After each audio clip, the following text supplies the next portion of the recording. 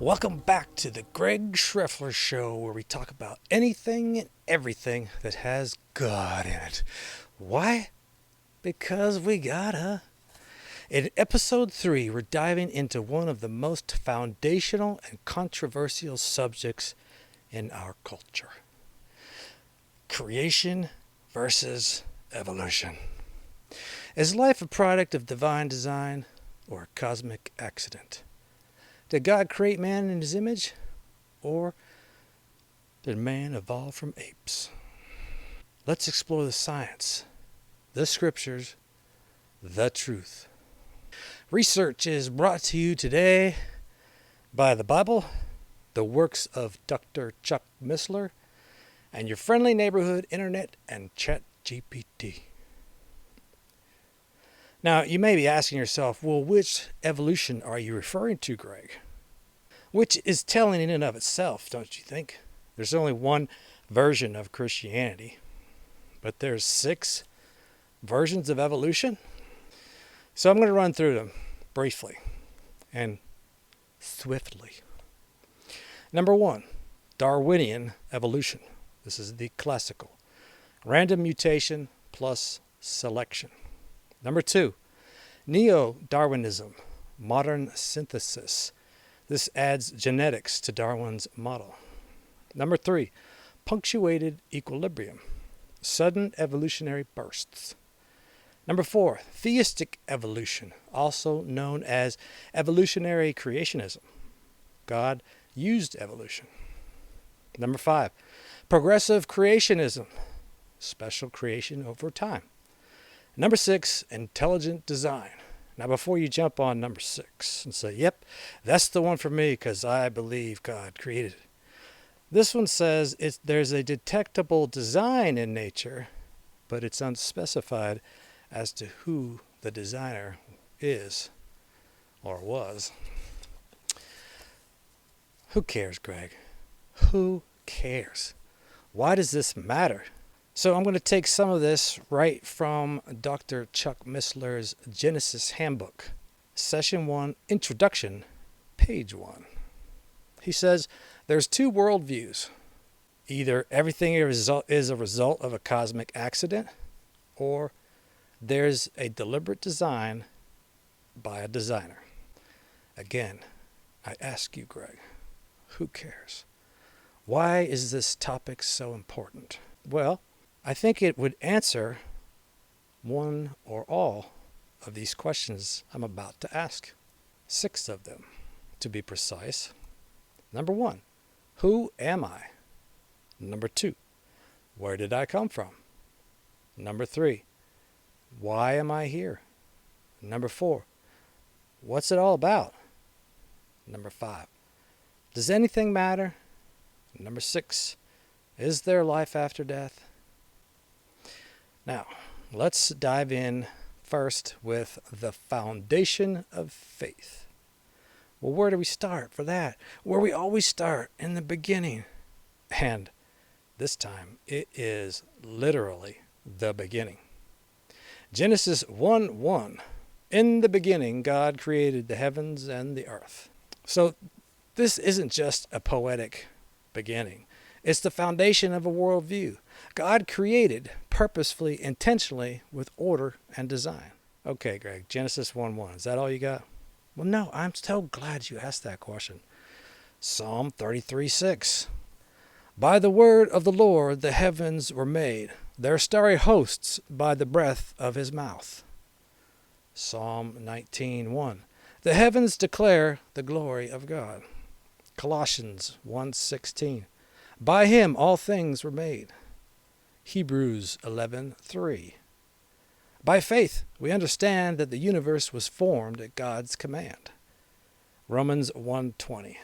God's invisible qualities have been clearly seen. Okay, so there's some scriptures to back that up.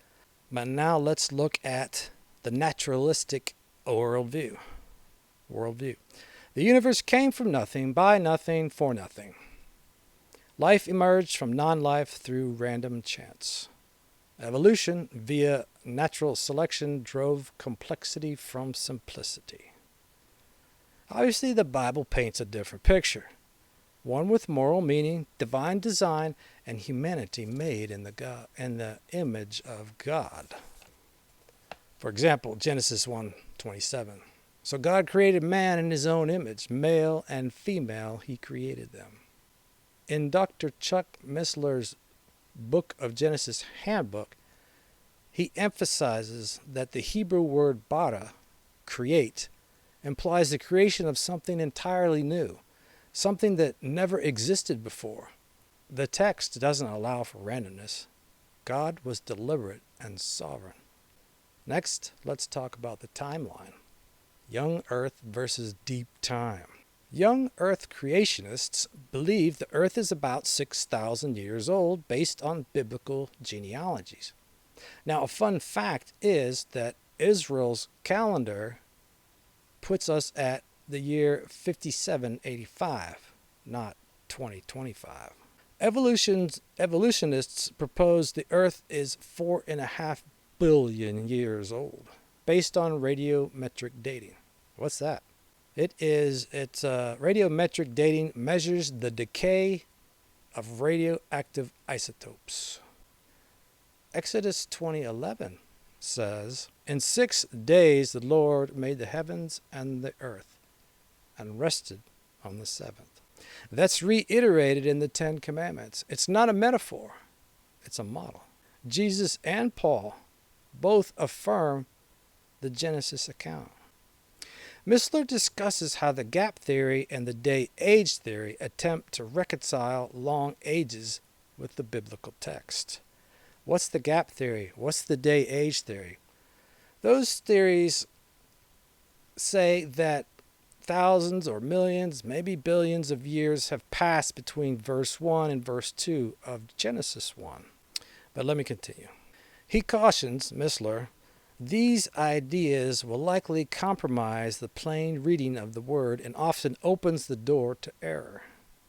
He argues that Scripture interprets Scripture, and we must be careful not to read modern science into ancient text. Next, is there death before sin? Now this is important. It's a critical theological point. You see, evolution requires millions of years of death, mutation, extinction. But Scripture teaches us that death came after sin. Romans 5:12. Therefore, just as sin came into the world through one man, and death through sin, and in this way death came to all because all sinned. Now, if death existed before Adam, the gospel collapses. Christ's sacrifice makes no sense.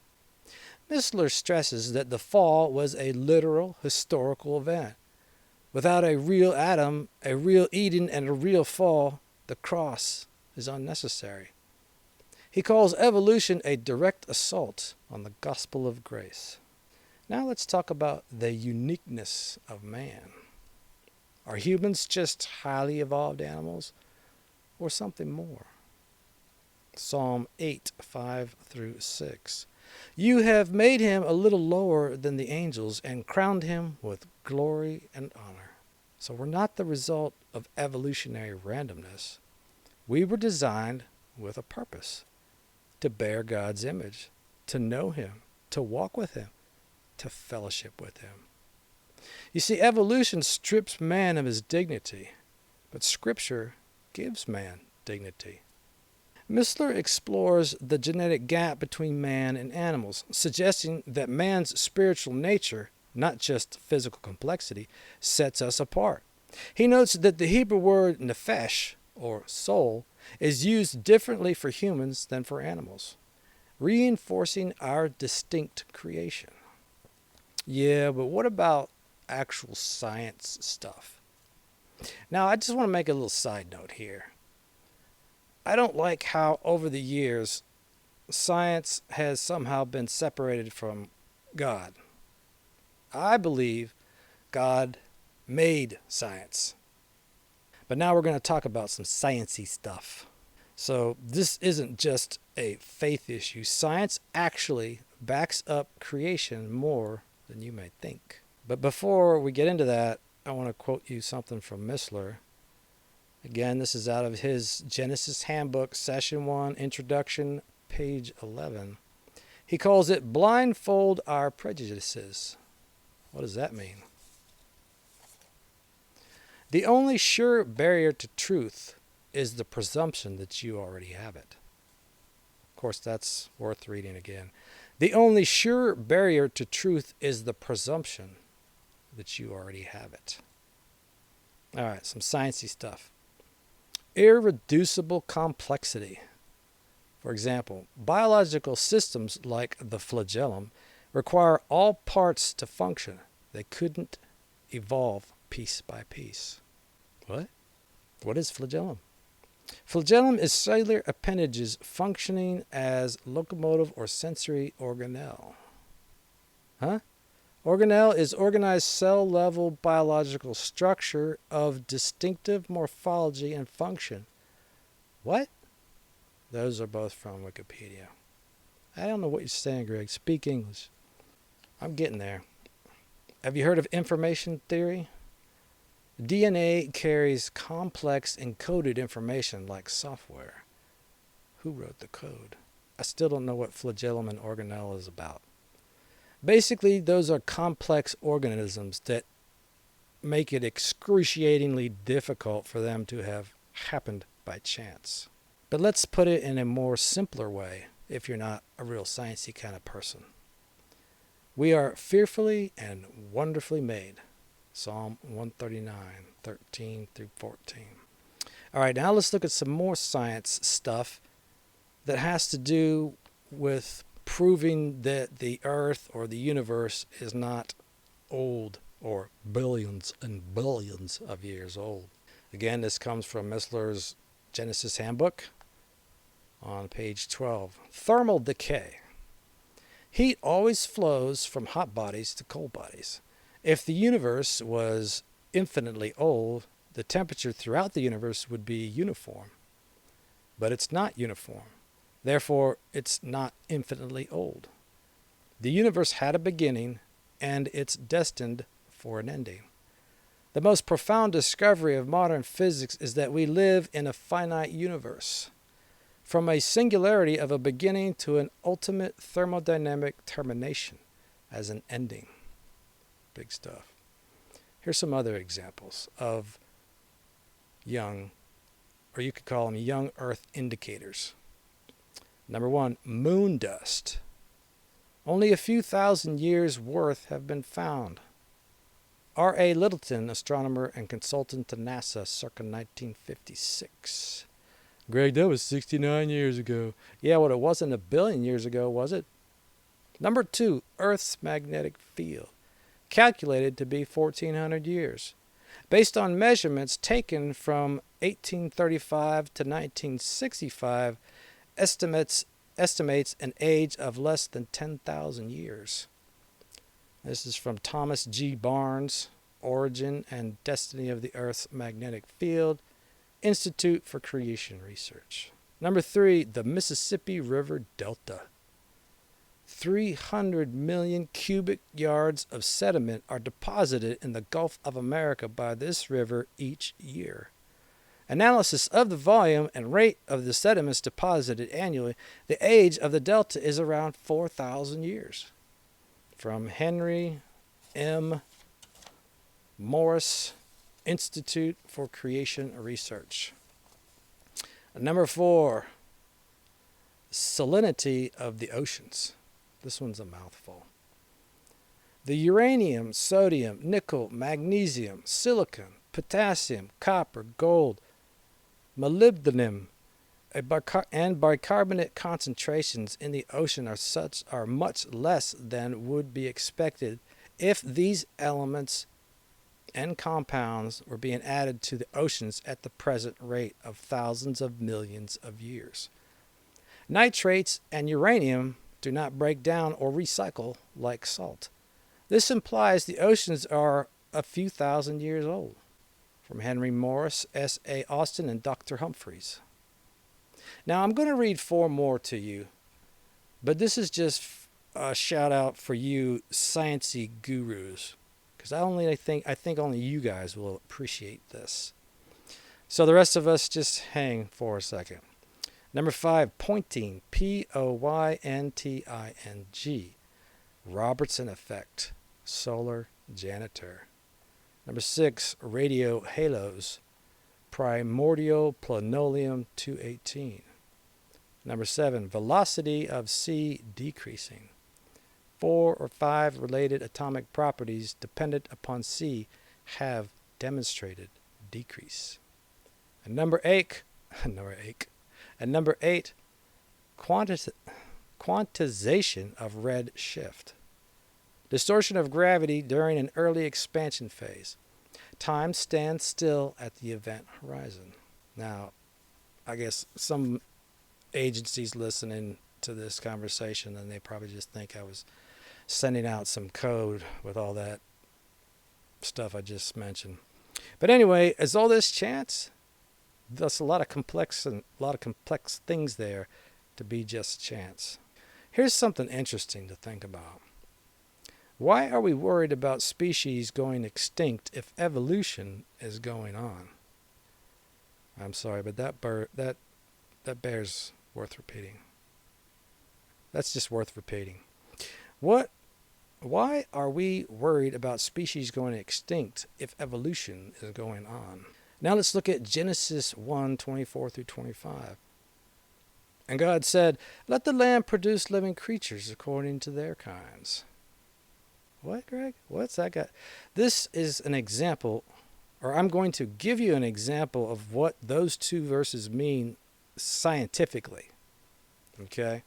The giraffe. We're going to talk about this. And again, this is from Genesis Handbook, Missler, Session 7, 6th day, page 93. Now listen to this, because this is fascinating, regardless of which way you believe. A giraffe can stand 19 feet tall, weigh around 2,500 pounds, and can run 36 miles per hour. It eats 200 pounds per day and spends 16 to 20 hours a day eating. It sleeps about 20 minutes a day and can go without water for months at a time. Now, we're going to go a little deeper. Let's hear about the unique engineering of this specific animal. Blood pressure in a giraffe's aorta is about 220 millimeters of mercury when the animal is standing. This pressure would be dangerously high in a human, but it's necessary in a giraffe to lift blood up the animal's long neck to its brain. To accomplish this, the giraffe's heart is about 2.5 feet long.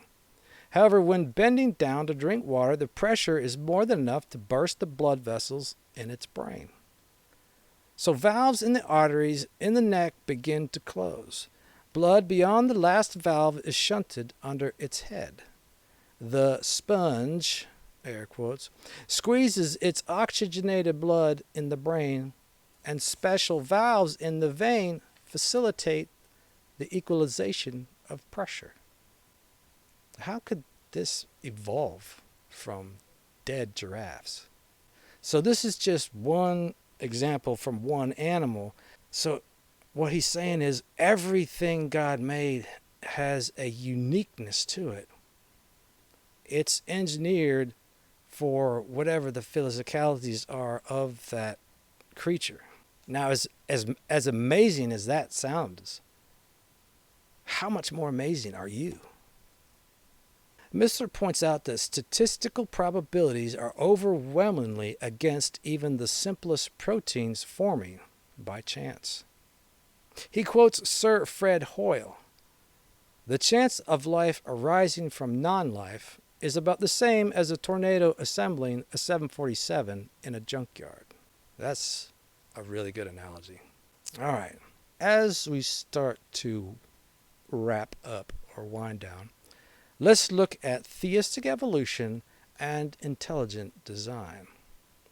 Some believers embrace theistic evolution, the idea that God used evolution as his tool.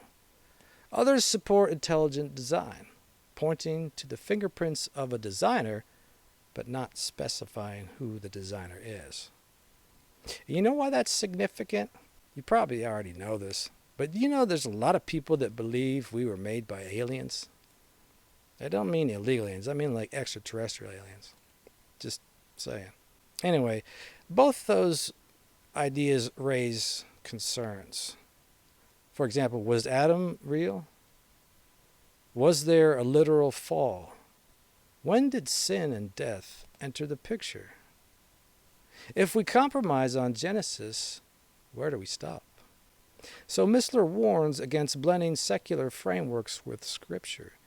He says Genesis is not just history, it is prophecy in pattern form. So what's your verdict? Again, you're probably asking me, who cares? Why does it matter? This isn't just about science, it's about authority, reliability, and divine inspiration of Scripture.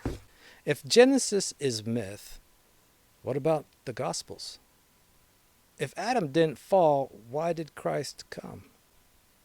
John 1:1-3 says, "In the beginning was the Word. All things were made through him." The Word is the capital W, referencing Jesus, our Creator, our Redeemer. Dr. Missler wrote that Genesis is the seedbed of all major Christian doctrines. Creation, the fall, redemption, judgment, marriage, prophecy, all find their origin here. Undermine Genesis and the rest begins to unravel. Now let's close in the same way that I opened. But this time we're going to answer those 6 questions. Do you remember what they were? Number 1, who am I? You are a child of God. Number 2, where did I come from? I came from my mama's womb. You came about from the will of God. Are you saying that it was the will of God for me to be raped and get pregnant? No. But God put procedures in place that once activated, they have a predetermined outcome. Number 3, and I don't want to get into that anymore. If you'd like to get into that, go back to episode 1 and watch that about abortion. Number 3, why am I here? To glorify God. Number 4, what's it all about? Having a personal relationship with Him. Number 5, does anything matter? Everything matters. Number 6, is there life after death? Yes. It will be heaven or it will be hell. Creation matters because truth matters. If we're just cosmic accidents, life has no meaning.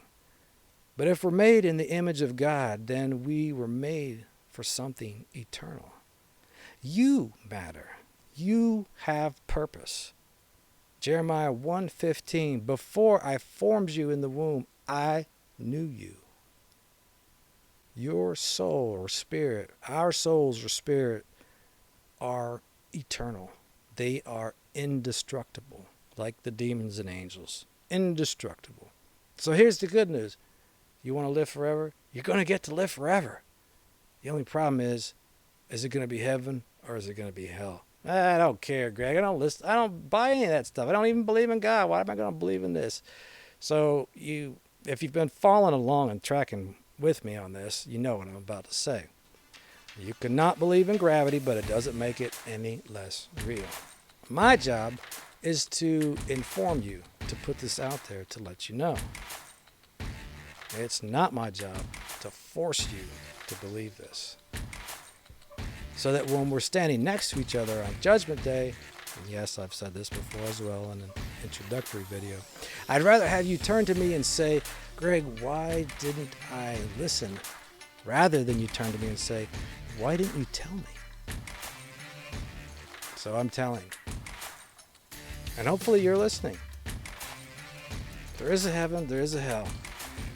And we will live forever in one or the other. And heaven or hell is not a place where, yeah, all my friends are going to be there, so it should be a pretty good time. Remember, your spirit is indestructible. So it's going to be an eternity of suffering.